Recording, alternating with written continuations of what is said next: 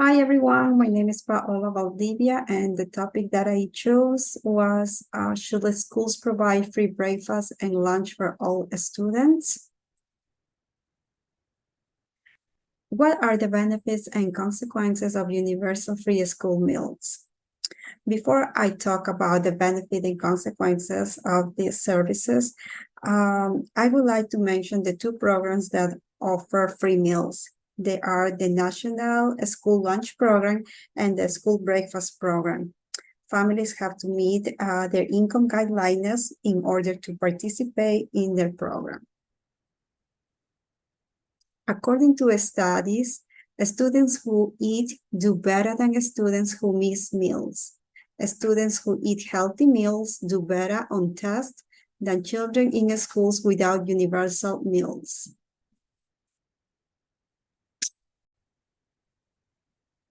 There is a stigma among students who are eligible for free meals.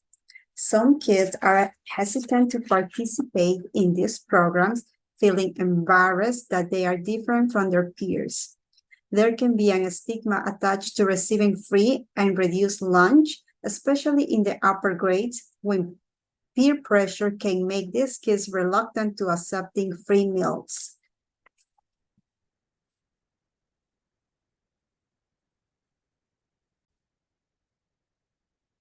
According to the National Education Association, a student's academic performance and behavior is affected when children don't eat. The studies show that hungry students have lower scores, have an increased chance of repeating a grade level, and are more likely to be tardy or absent from school. According to an article written by Megan Gunter Haas, when kids are hungry, they can have an increased possibility for behavioral issues like hyperactivity, aggression, or anxiety. Their moods can change.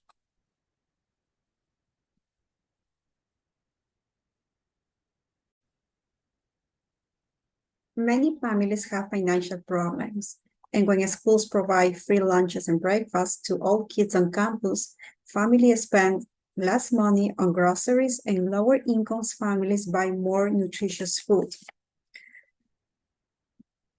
One health concern is obesity, as the rate of obesity among US children has tripled in the past 30 years. Today, 1 in 5 American children is obese, which increases the risk of lifelong health problems such as heart disease and type 2 diabetes.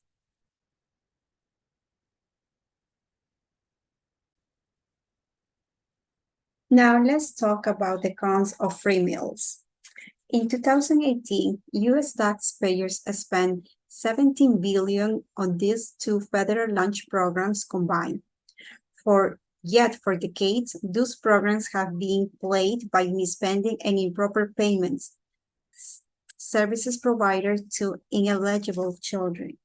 A school lunch program lost 800 millions and a school breakfast program lost 300 millions.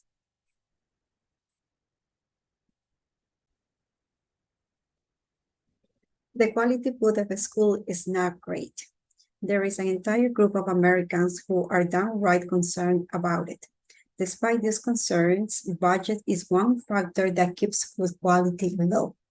The National School Lunch Program provides low cost for free school lunches to 31 million students. Participating schools receive approximately $1.30 to spend for each child. This amount must cover the food as well as any labor, equipment, electricity, and other costs. When a school provides free meals, parents spend less money in their grocery purchases. This is a 10% decrease in grocery sales at large retail chains.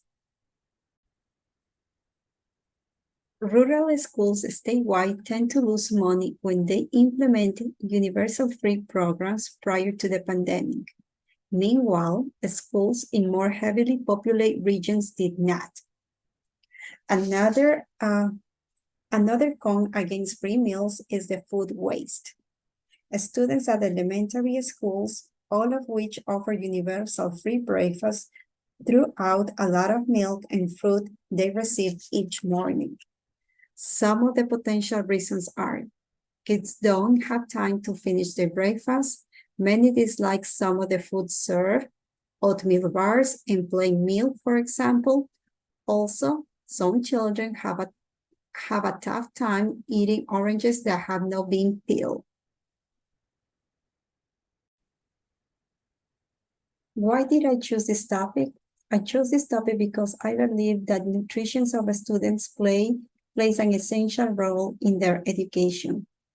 What do I know now that I didn't know before? I learned that the money received by the schools participating in the free meals program is still too limited to cover the real needs required by this project. Where do I stand on this issue?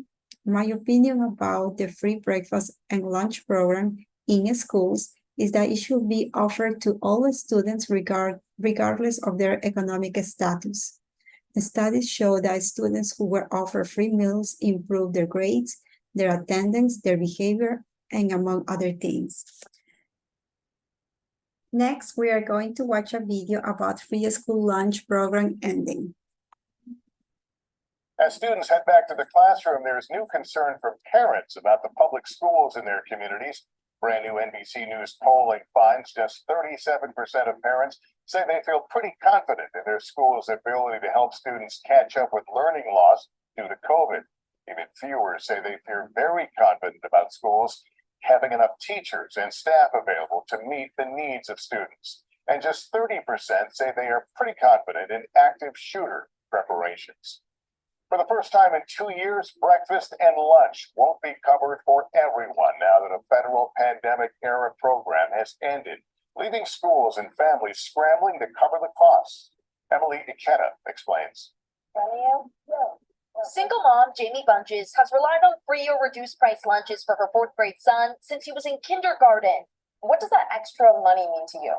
Savings. I can put it towards groceries. I can put it in my gas tank. She says paying for his lunch would cost her more than $1,000 a year. I added it up and it was like $118 a month. And if you do that times 9, it's over $1,000 a year.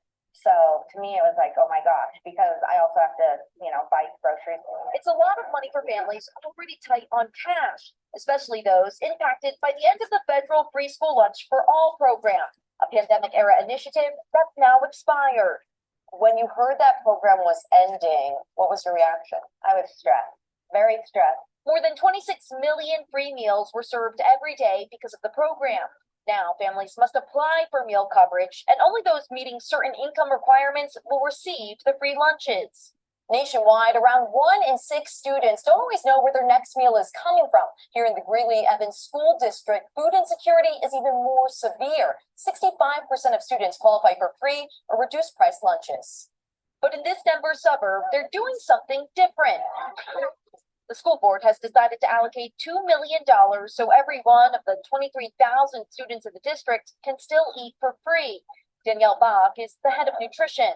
A lot of our families are just over the threshold of what qualifies them for the free and reduced meal program.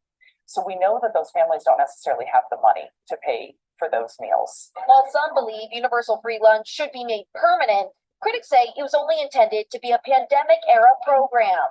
By returning these programs back to normal, we can uphold our responsibility to taxpayers and the principle that aid should be targeted and temporary.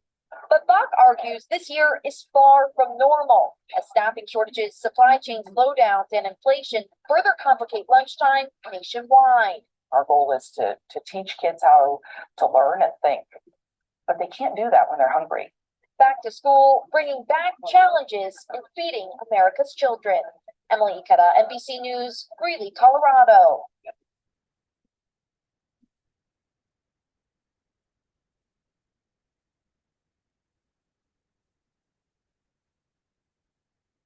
Thank you, everyone.